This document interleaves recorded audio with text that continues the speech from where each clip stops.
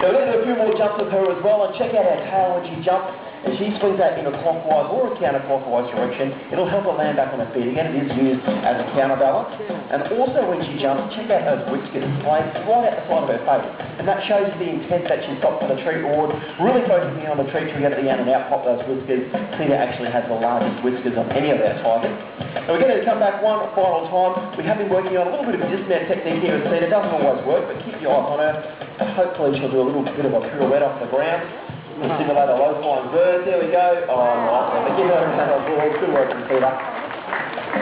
As I mentioned, guys, very agile animals and capable of jumping up to 6 metres in length. Now, you might be wondering the distance across the moat. It's 6 metres, 1 centimetre, so you're perfectly safe. Anyway, guys, we're going to slow the pace down just a little bit now. The next set of behaviours we'll show you, it isn't something that we do so much out here. It's a very important one to us, though, and it's what we call A to B work or mark training. Now, in the hands of the guys here, we have these mark boards. Watch what happens when we throw them down and onto the ground. Taj certainly knows what to do, and Cedar, she'll get involved once she finishes that bit of chicken. Now, the tigers know if they go and present those 2 front feet on that mark board, they will receive a treat reward for doing nothing at all. So, one of their favourite behaviours, a bit of food for nothing as far as they're concerned, but a very important behaviour. Now, whilst the mark on the board here, we can do a whole series of animal health checks. We can take urine samples, we can do a full body inspection, we can even bring out specialist vets who don't know the tigers so well, and simply by getting them to mark on the board, they can inspect their animals. So there's a huge advantage in sedation. Now, some of the things we've also done in the past using this technique, we were able to ultrasound both these two when they're in the womb of their mother. We've also brought out some portable X-ray machines and take X-ray tigers there. Now, what you probably didn't know, the tigers out here that also film and television stars. We regularly do part of the wildlife shows, and a few years ago, there's a series called Beastmaster, which the tigers here, they feature quite heavily in. There's also been quite a few different ads and commercials we've done throughout our time as well. Now, why do we do these types of endeavours? Well, we do it all to try and raise money for our Tiger Island Conservation Fund. Now, guys, if you all just spin around and have a look behind you on the wall, the tea house over there, there's a sign and there's a donation box as well. All the money going into that donation box, it goes directly overseas. Places like India, Sumatra, and other parts of Southeast Asia, where we work directly on the ground for after the wild tiger. Now, 100 years ago, there were more than 100,000 wild tigers. Today, there are less than 4,000. We've managed to decimate more than 95% of their population, and if these trends continue, we're estimating in the next 15 years, complete extinction of the wild tiger. That's in our lifetime, just over a decade. No more of these guys found anywhere in the wild. Now that is an absolute tragedy, and we want to do whatever we can to try and stop that, and with your help we are doing that. I can guarantee no fees or charges come out of that donation box. 100% of whatever you put in it, even if it is only 5 cents, it will go overseas to help look after the wild tiger. And last year, with that donation box alone, we were able to purchase vehicles for anti-poaching patrols. We paid annual salaries for anti-poaching patrols. We also relocated entire villages at a known tiger area. So guys, we do appreciate these animals. We want to see them live well into the future like we do. Please help us out with a small donation. It does not look good for the wild tiger.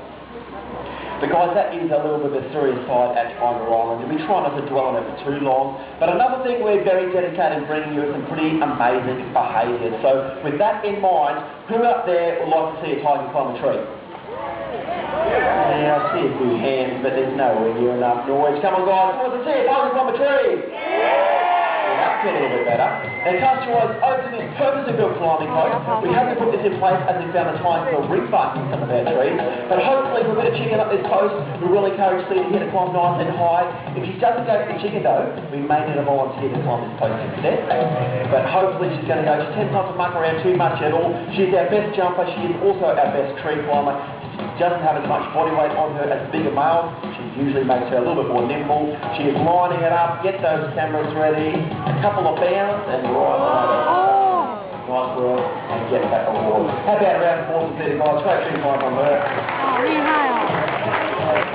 And Cedar has a good technique for getting down as well. She'll reverse all the way down to a safer height, and when she's closer to the ground, she'll simply nice work there from Cedar. Good work from Cedar. Now, I don't know what that suggests to you guys, but it suggests to me as being chased by a tiger. Don't come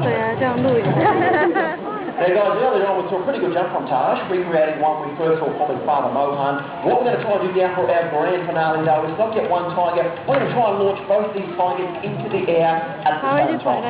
This does require your help. Our tiger handlers out here are very uncoordinated. They have a lot of trouble chewing gum and walking at the same time. So we need your help to coordinate this jump. And very simply on the count of 3, I want every single person, every one of you, just yell jump as loud as you can, and that'll be the cue for these guys to get their time to launch. So we'll have a bit of a dress rehearsal on my count, guys, nice and loud. 1, 2, 3. Yeah, it's pretty good. I know it's a hot day today, but come on, get behind the Tigers. They're hot as well, and they want to hear a big scream from you guys. So Cedar is down. Taj, he is not quite down, but almost in the right position. It's important that both cats are sitting on the ground waiting for us to call them to come up. And Cedar, you can see she is really keen. That tail is switching around. Taj is really keen as well as whiskers fly forward. All right, the cats almost in the right position. Handlers in the right position. Both of them creeping up a little bit. On my count, guys. And 1, hang on, sit down. 1, 2, 3. Great jump on Taj. Excellent jump from Cedar. Come on, guys, get behind the Tigers. Huge round of applause for them. And keep their applause going to the handlers. They've done a pretty good job as well, I think. There, guys, did you all enjoy that presentation? We certainly enjoyed bringing it to you on behalf of all the Corey that we have out here, the Tigers as well, Cedar and Taj. I hope you have a fantastic day, DreamWorld. Please don't forget about our donation box over there, and bye for now. Bye-bye. Come on.